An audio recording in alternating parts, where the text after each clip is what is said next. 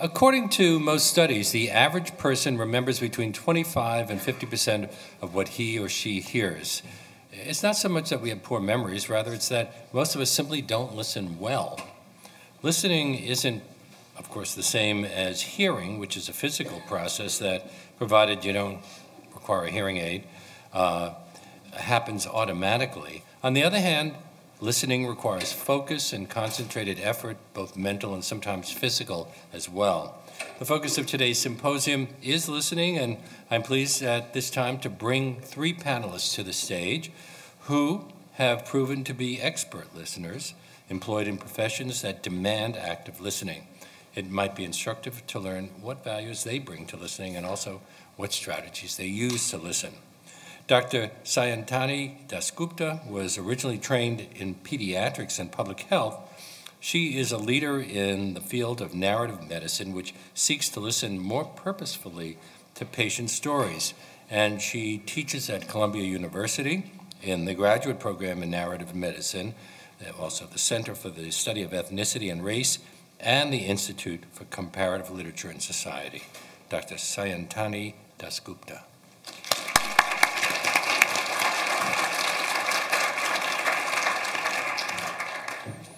Niall Ford is a minister and activist based in Newark, New Jersey. He recently traveled to Ferguson, Missouri to help build the movement for Black Lives, and after he returned home, Niall created Strange Fruit Speaks, a Black church liturgy commemorating the last words of African Americans killed by police and vigilantes, and Newark Books and Breakfast, a monthly political education program providing free books and breakfast to local youth and families. Niall Ford.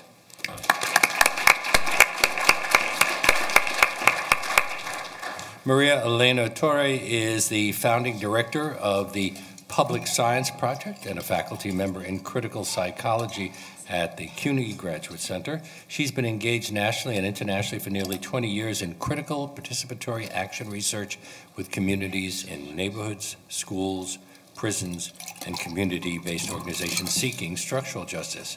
Maria Elena Torre.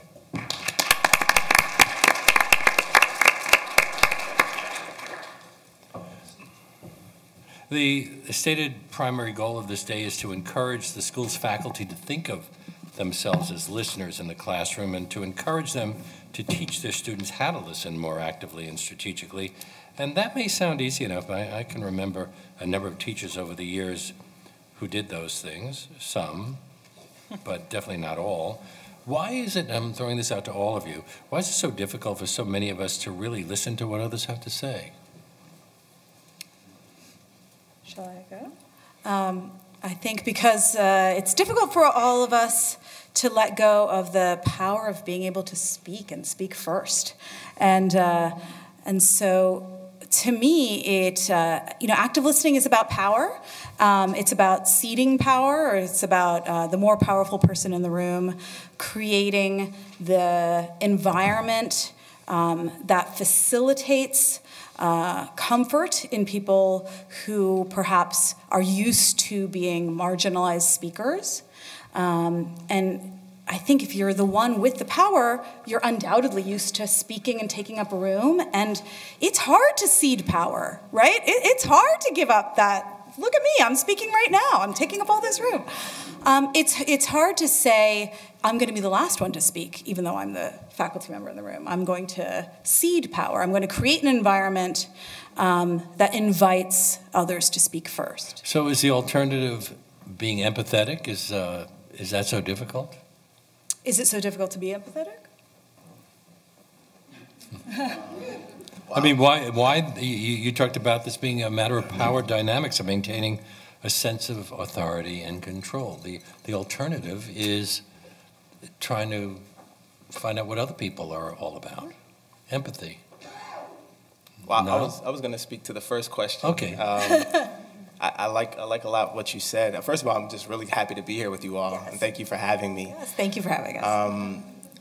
I think, in part, it's a material question. It's a structural question.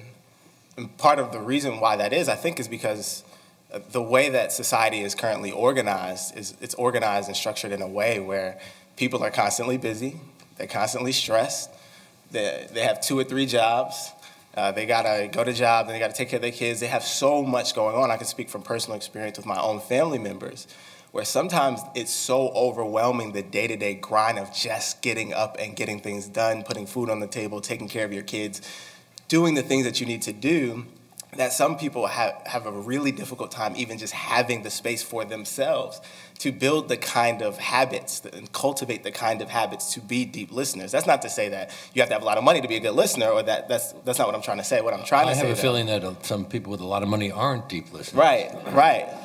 But what I am saying is that I do think there is a way to think about the material conditions, the way society itself is organized, and how we need to undo that kind of society, create a different kind of society, so that people can have the kind of time and develop the kind of habits in order to be deep listeners, not always be stressed, not always be thinking about the million things on their plate, have leisure time, those types of things. I kind of wanted to take a step back and think about it from that perspective as well.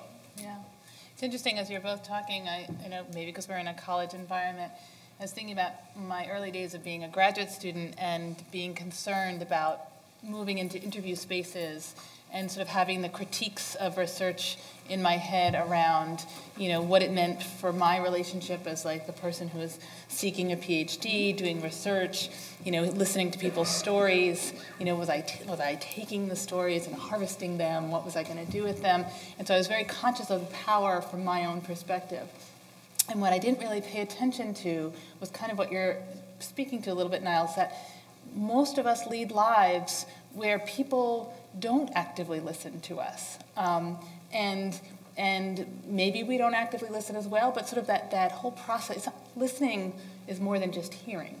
And to be heard is different, right, than just speaking. And so I was doing these long interviews for a project that I was working on with women who are incarcerated. And most of my colleagues were incarcerated, so we were interviewing women outside who had participated in a college program, because we were collectively studying the impact of what it meant to engage college while you were in prison. So I was the one, because I was free, that could do these outside interviews. And these were long interviews, 2-3 hour interviews. And what was so powerful was how, rewarding isn't the right word, but how meaningful it was to be listening and to experience people who really felt listened to. Did you find that you got better as it went on longer, or at a certain point do you drift off? I think things got better as it went on longer, and also as I did more interviews. And once I realized, too, that it was a relationship, that listening is about a relationship. It is about power. It is about communicating. But the more that I allowed the person to be in relationship with me and me with them through the interview process, which didn't necessarily mean that I took up a lot of airtime, but that I signaled that in the small remarks that I made, or in the body language that I used, and in the respect that I gave to them, that they had these whole lives with all kinds of ideas and knowledge that were really important to understand. Sayantani, hasn't this been an issue in medicine for quite a while now? What's the theory behind narrative medicine? Narrative medicine, it sounds wonderful. Everyone hears the words and they're very excited. Narrative medicine, that's wonderful. And nobody knows what it means. They're like, what does that mean? So the elevator speech that I give, which is perhaps different than my colleagues' elevator speech, but the one that I'm going to stick to today, is narrative medicine is the clinical and scholarly effort to honor and theorize the role of story in the healthcare relationship and in the clinical relationship. And it came, I think, into being. It's an interdisciplinary field. It's a clinically based field, but also a scholarly field. So I have philosophers, literary scholars. I myself am in kind of critical race studies with a medical background. So we are kind of interdisciplinary folks coming to the fore saying, we would never graduate someone from medicine or nursing school or therapy school who kind of knew their physiology, or knew the lower body really well, but their upper body was on the anatomy. Why are we accepting and graduating, or accepting the notion and graduating people who are so-so at listening, who are maybe they come with it, maybe it's magical, that guy has it, that guy doesn't. It's teachable. And I think that's been our attitude, that it's not only teachable, it's rigorous, it's not magical, it's not mysterious, and it's necessarily interdisciplinary. So the philosopher has a lot to teach the physician. The literary scholar has a lot to teach the physician. The oral historian, the activist, the sociologist, and that's kind of been this movement that's not just at Columbia, but I think around the country and around the world with narrative medicine, health humanities. It's called different things, but the perspective is similar. But sticking to medicine, isn't it in the best interest of a doctor to hear everything that a patient has to say about his or her story or the condition? Have we gotten to the point where we rely more on what we can learn from test results than from actually listening to what people have to say about themselves? Yes. Indeed. Oh, I talked earlier about not asking questions to get a yes or no answer.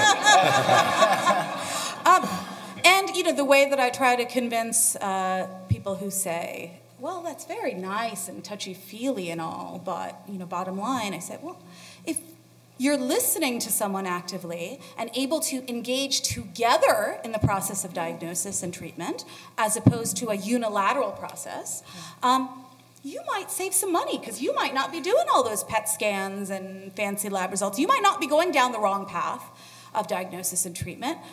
You might reduce hospital stays. You might increase, doctor-patient relationship and therefore, decrease kind of people going off and finding care in emergency rooms. Can you give me an example of where the test results would have suggested one thing, but just talking to somebody gave you an insight into the situation that would lead to a very different diagnosis? I had a patient back when I was in clinical practice. Ear infections are pediatricians' bread and butter, right? People who here have small people in their lives, ear infections, yes? Yes, okay. Ear infections. This child is coming to me for an ear infection, not getting better. Not getting better. I'm changing the antibiotic. I'm being very fancy. I'm thinking about resistance. Amoxicillin, Augmentin, what am I going to do?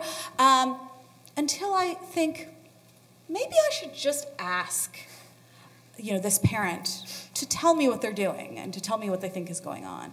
And I'm thinking, although they're resisting me and not giving the medicine, and so, well, doc, you told me to take 5 cc's of the medicine, and they show me how they're pulling it up, 5 cc's, okay, great, I'm seeing it.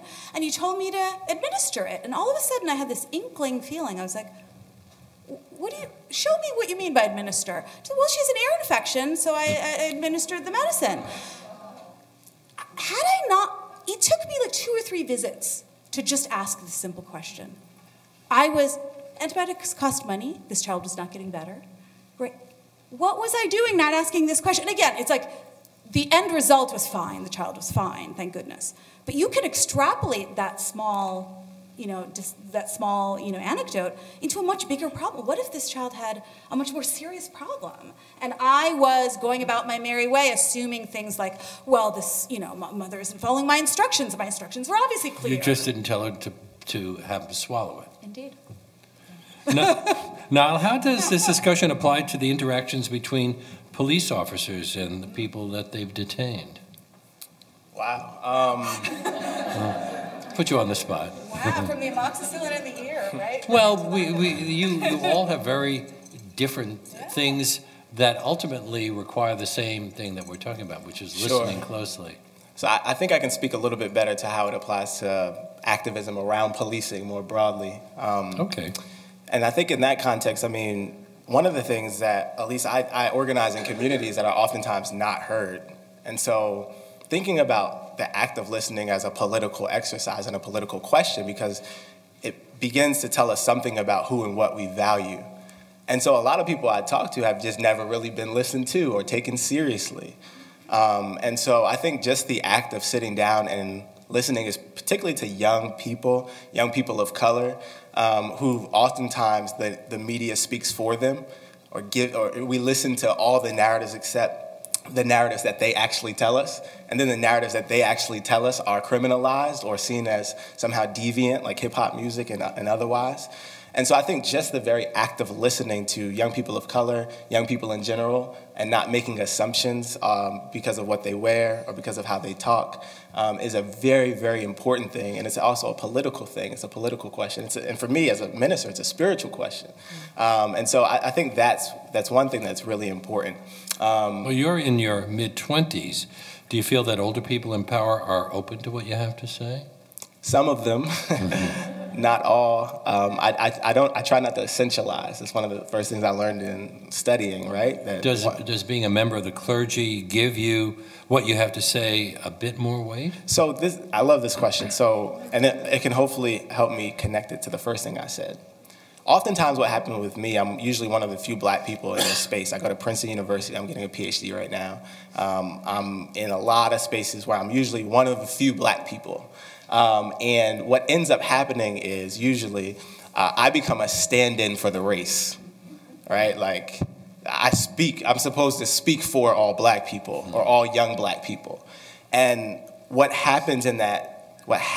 lost is all of the complexity, all of the particularity, all of the humanity. I always say black people are as vast as the sea. We're not superhuman or subhuman, we're just human.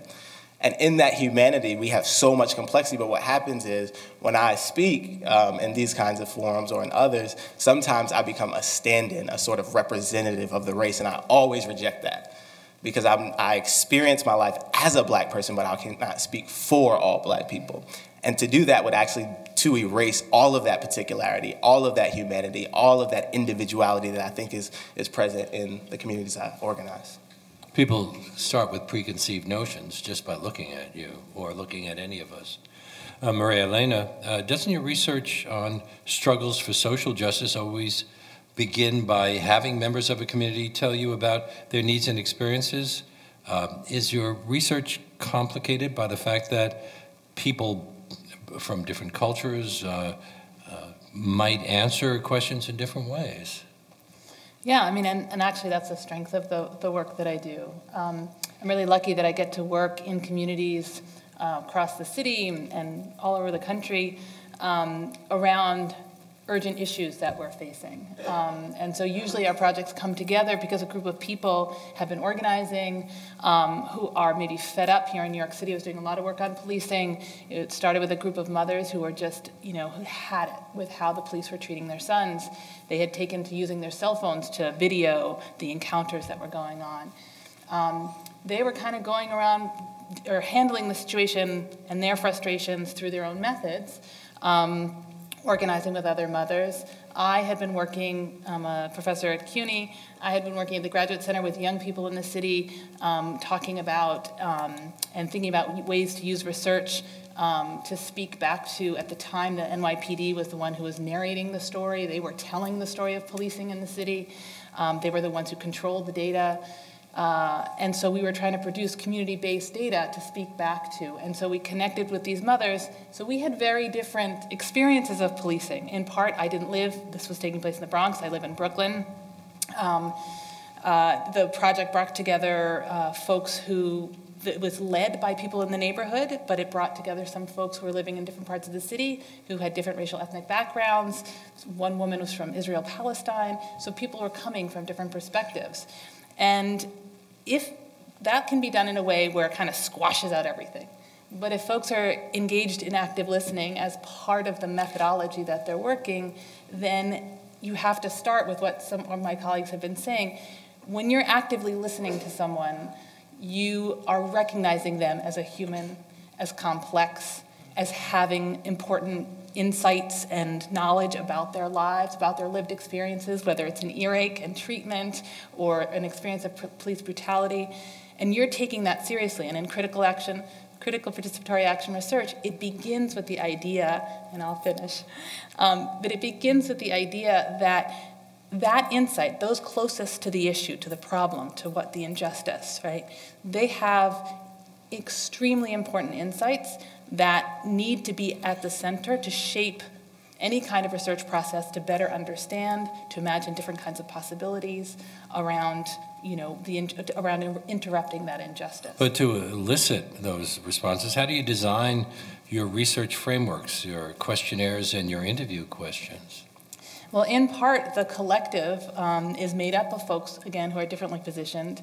And we start with our own experiences, our own lived experiences, those of our neighbors. We read, in the case of this project in the Bronx, just for continuity's sake, we try to learn about other research, citywide data. So we're both starting from our own personal lived experiences. We're learning from activists, historians, what's publicly in in sort of city records. We read I'm a psychologist, so in various scholarly literatures, and we all bring it to the table. But different members of us are bringing different kinds of things, but we're valuing it all. So the doctor's knowledge is not more important than the young person's knowledge, or the auntie's knowledge, or the NYPD's knowledge, as it were. Does the location of the conversation affect the interaction? A hospital bed as opposed to a doctor's office, or a church setting, or a police station house? Or in an elementary school where everyone has to pass through a metal detector? Oh, yes, and yes. Okay. I mean, I just wanted to build on something that both of my colleagues here were saying, which is I wanted to underline the statement you made that listening is a political act, and that to divorce it from to divorce individual listening from listening to structures, like we're listening to individuals even as we're listening to structural inequities around who gets to speak and who gets spoken for, right? Whose stories count and whose stories are discounted. Those are structural questions that we simultaneously listen for, even as we're listening for particularity and individuality and humanity. And that balancing act is the politics of active listening. So I just wanted to kind of underline that and give snaps to it, because that I think is such an important point that came up. Well, and culturally, but it speaks to where we locate expertise, right? Yeah. So if you're actively listening to someone, it's because you're seeing them as an expert in something, that they have something important to contribute to our collective understanding. Yeah. So Sayantani, you asked your audience at a TED Talk to think about the last time that they felt that they had been truly listened to, and what kinds of answers did you get? At that point, people were, because again, they were, I think, anticipating that I was seeking healthcare-related answers. And so I would connect your question about location. I would say that I teach now mostly in classrooms, but a lot of the folks I teach in classrooms are going to go listen in clinic rooms and listen in community spaces.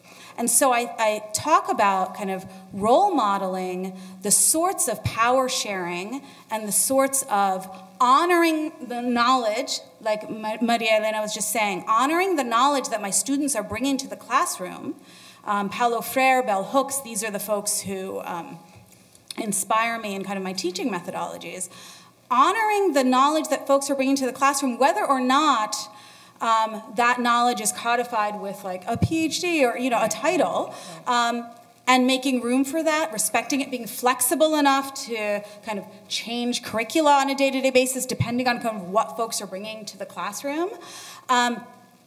That's, I think, all a part of the role modeling that I'm doing, hopefully, the power sharing. We're all here to learn together. I am here as a co-learner as much as as your faculty member, as your teacher. Hopefully, if I can do it well, then I have modeled a sort of power-sharing, problem-posing, egalitarian active listening or politically active listening that then they can take to their clinic rooms and community spaces. Well, I want to throw this out to all of you. We keep on using the word active listening. What do you think it means? Don't we often hear what we want to hear? Niall? Absolutely, yeah, I know. I mean, it's tough, and I want to admit that. It's tough for me. I'm not an expert. I'm someone who practices it or tries to practice and fails often. A part of what the challenge is for me is as someone who is constantly asked to speak, I'm in performance mode a lot. I'm preaching, I'm speaking at conferences, I'm with young people in churches, I'm with young people in organizing spaces, and I'm usually the one doing the workshop, right? And I have something in mind, even as a teacher, I'm a PhD student, I tried to teach last semester, and always have something in mind. So when someone is talking in the back of your head, I'm waiting you're for already... the next thing that I'm going to say. And so I just want to be honest that I haven't figured that part out, but I do know it's a problem. It's a big problem. I'm sitting there and I'm like halfway through and I'm like, damn, I forgot the last 30 seconds of what you just said because I was trying to figure out where I'm going to go next because everyone else in the room is looking at me. And so I don't have the answer to that, but I do want to acknowledge that it's a challenge. I don't know is a really powerful thing, I think. I don't know, right? For a teacher or a physician, it's really powerful to say, I don't know, let's look that up together. Or I might have to bring in a colleague. Or I don't know, what do you think? Or it's super powerful, I don't know. Which of course it's very gendered also. Like if I say I don't know, it's going to be interpreted in a certain sort of a way that I don't have the expertise. But You mean as a woman as opposed to sure, a male woman of authority color, figure? right? Standing in front of her class, right? It's a certain kind of interpretation. But hopefully my classroom communities, I have 14 weeks to build that community. It's very different than a 1 hour, relationship. Hopefully my classroom communities are supportive of me and supportive of each other in ways that we can say I don't know to each other. Can I add something really quick? I think active listening in part is being open to where that listening, the content of that listening might take you. So it doesn't mean that you might not have something in mind. For example, I was organizing in Newark after gotten back from Ferguson, and I knew what the problem in Newark was. It was police. It was a national problem. And we brought a lot of people in. Was Ferguson similar to Newark, or was it unique to the St. Louis area, which in terms of policing, has its own history? In terms of policing, it wasn't. Policing is a national issue. Police violence has been a national issue. But what I learned when I got back from Ferguson to Newark, and I thought I knew it. I said, okay, we're going to get these people in here, and these young people are going to say how much they don't like the police and how much they want to organize against it and all these things. And actually, almost all the young people had problems around education. And so I had to take a step back and realize that though I had this thing in mind, what I was hearing from the people that I claimed to be organizing was something very different. We didn't have a Michael Brown in Newark, but we had a lot of young people who didn't have food at lunch, who didn't have books in their school, and it was connected to the issue of policing. So we started doing political education work to talk about, okay, how much funding does the police get? How much funding does your school get? What does that say about the morality of this city and this country? That we spend more money on the police in this city than we do on your education. And so that act of listening and allowing them to take me to that place that I really didn't think I would go, I think is a part of the work. Now, getting back to the subject at hand, can you teach somebody to listen? Are there certain strategies that can be employed? No, you were telling us that you do this work. Do you think about these things in your work? Yeah, I think so. I mean, especially because when you're engaging research, so much of it is you're setting up a project that is going to, in some way, be actively listening, right? You have to be ready for a community, even though your community participatory collective might be organized around policing, as mine was in the Bronx. You have to be ready if the people that you're listening to through interviews, through surveying, through observation, through whatever ways you're engaging, might be wanting to tell you a different story or a complicated story, that they both are fed up with the police and yet want protection and feel like want to feel included by the city, right? Want to hold the city accountable for keeping them safe. And they're using a language around policing because that's what we know, and that's what we've been drip fed. And so you have to be listening and inviting that level of complexity. And I think that, so you can teach it through your own interactions and modeling, although I don't use that language, but through how you're interacting with each other. And then there's, we've been talking this morning about there are strategies, right, to where you invite with questions people to share different parts where you know they have expertise or where you can highlight something that they take for granted about their experiences and help make a connection to another piece. And yeah, I don't want to dominate, so go on, you guys. No, classroom strategies, for instance, in a 300-person lecture hall, it's very hard to think about strategies, but yet there are strategies in terms of breaking classroom sessions into pieces rather than one long lecture, thinking about entering a classroom with something that invites reaction very first, like a poem, a film clip, something that the students bring. That's always very exciting to say, hey, tomorrow we're actually going to be talking about the social model of disability.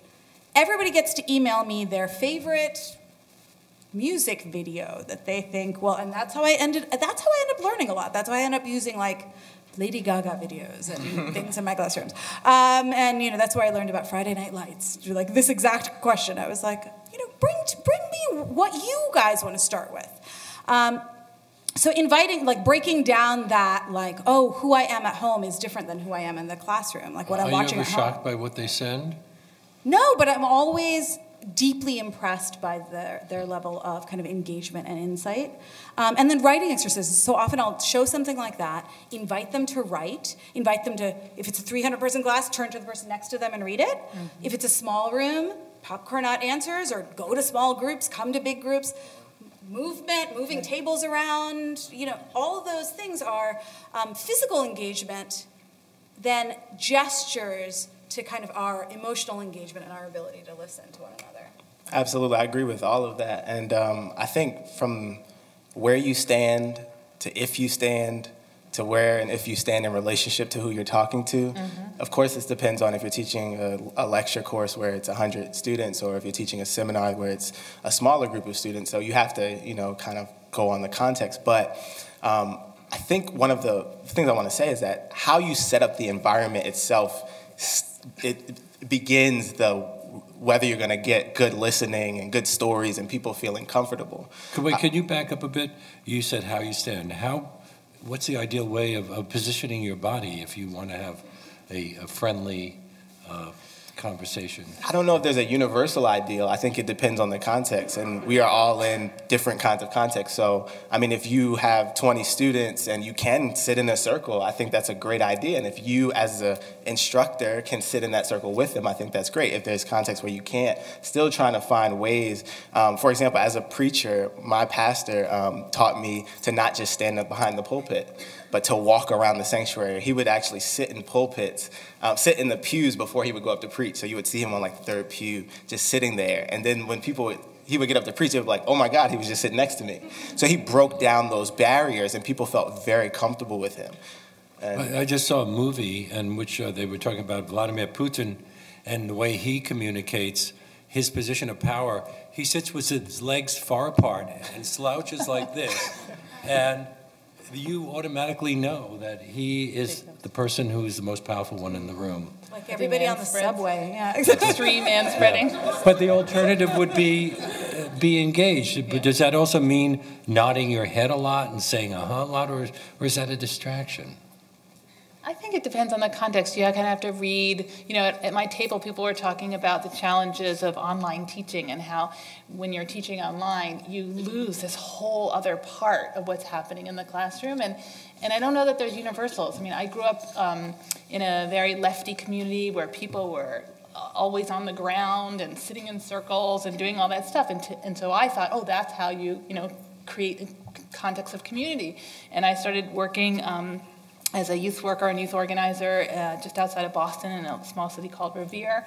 And I was working with a lot of Cambodian young people who had come over from refugee camps. And I would sit on the floor, and they would look at me like, what are you, nuts? They were not sitting on the floor. A lot of the African-American kids in the community that I was working also would not sit on the floor. And I was always trying to in my head, that was a relaxed place. So I was trying to make them comfortable sitting on the floor rather than recognizing that wasn't their thing. So let's put the chairs around, or let's create another way. Or other young folks I would work with would often sit down and they'd have their coats on and their backpacks, and then they would sit the whole time, right? And I read their body language like they weren't comfortable, they were, guarded, they were holding their stuff. I was lumping on all kinds of stuff.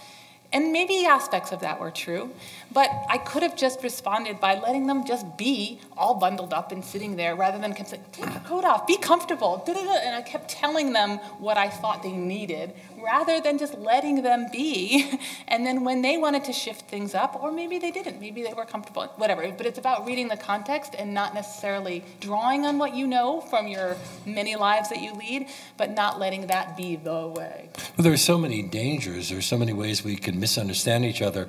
I could ask what I consider to be an innocent question, and the person listening to it might hear it as being critical or having some subtext that I am not even thinking about, and the response will be, well, might be rather hostile, or we're really just miscommunicating. How do you get past those things?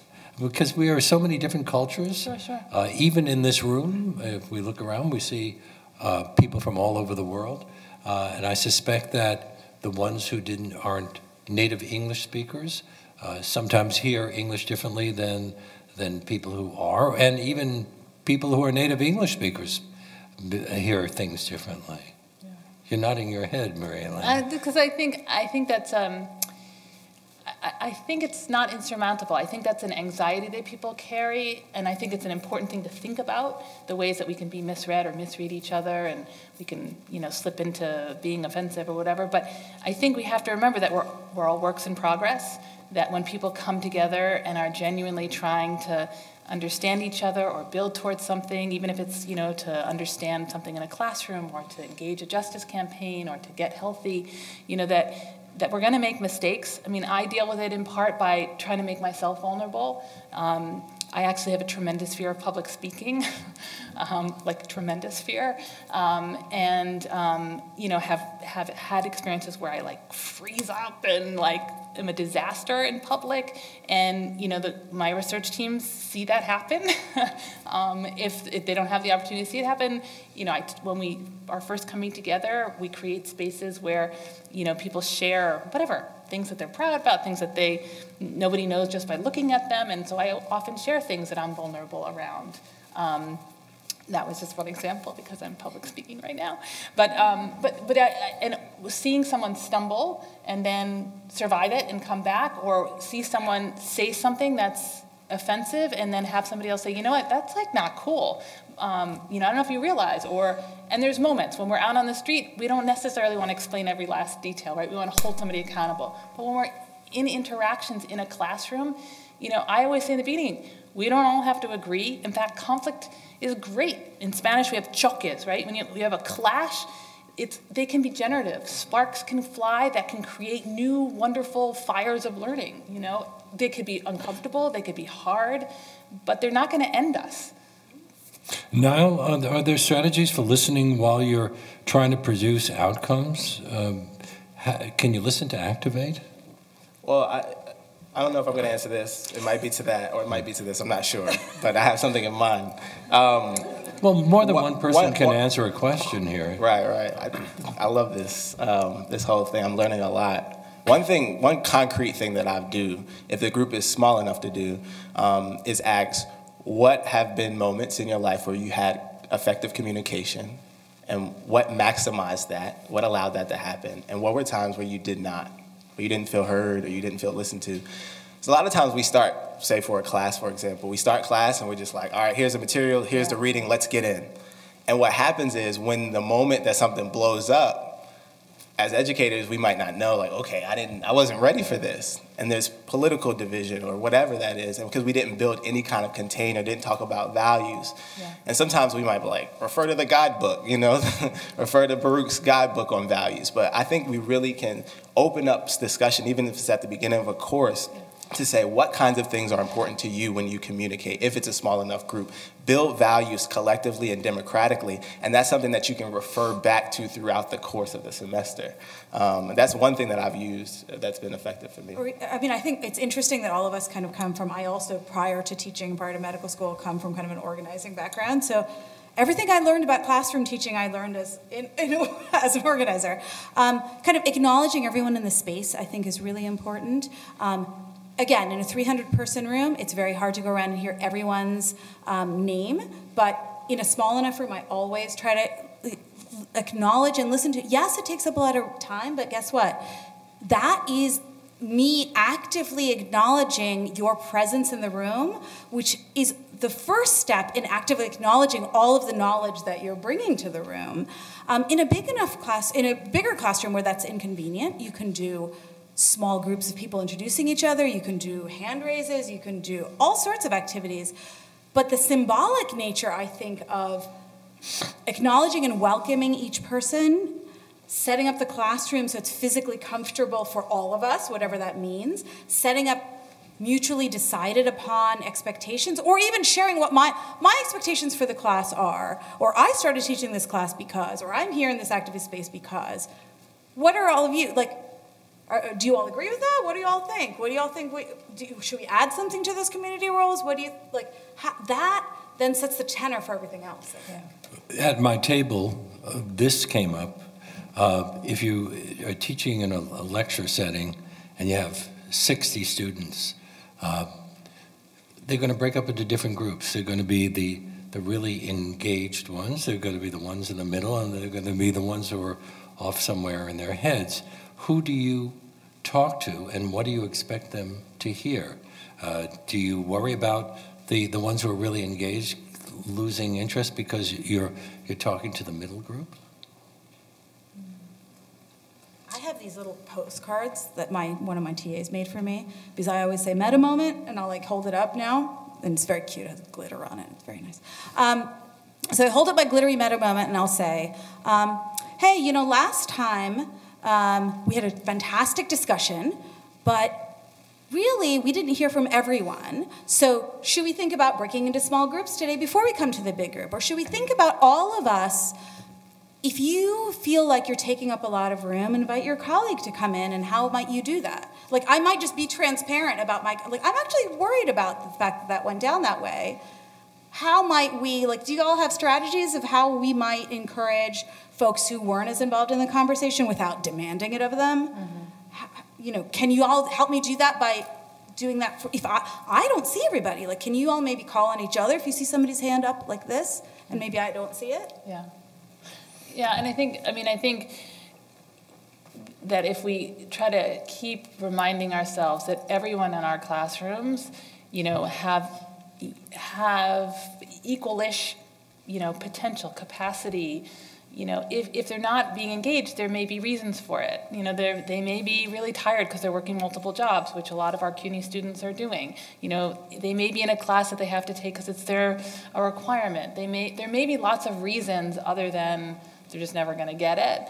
And I think those of us at CUNY are particularly passionate around believing that we are there for everyone, for all of our students, and that then it's thinking creatively about how to engage those students, or to recognize that this may not be their top priority, so what will work for them now. And so sometimes it's not everybody's going to talk in class, but you can give us quick writing assignment where they write a letter to someone in their community or their family or their friend about whatever it is they're learning, and that they have to communicate something, so that it's something that feels not like you have to be the expert to know how to do it, but everybody has somebody, a friend or family member, that they could connect to in that level, and you sort of use that as a gimmick to get in. I mean, you guys probably have tons of these kinds of strategies. Could I take a couple of moments to talk about something that happened to me when I was an undergraduate at Brooklyn College?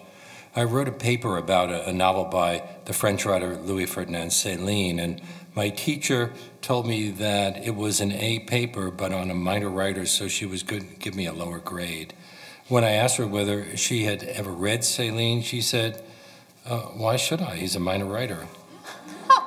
End of discussion. That's awful. And then, of course, it was bad timing, because that summer, after, of course, I got my lower grade, Ralph Manheim did a new translation of that novel by Céline. It was reviewed in the New York Times Book Review and declared one of the most important works of 20th century French literature. I hope you mail that back to the professor. No, I realized that there was no talking to that person. It was a frustrating experience, and I suspect that I'm not the only student who had that kind of experience. On the other hand, what if I had overrated the novel? What could that teacher have done as an active listener that might have been more productive to me as a student?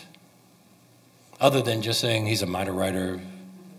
I could say, he's the term minor writer, I can't even deal with that. So after he's a writer the French that believe I'm that not after familiar Proust, the French believe that after Proust, Céline is the most important writer of the 20th century. The French.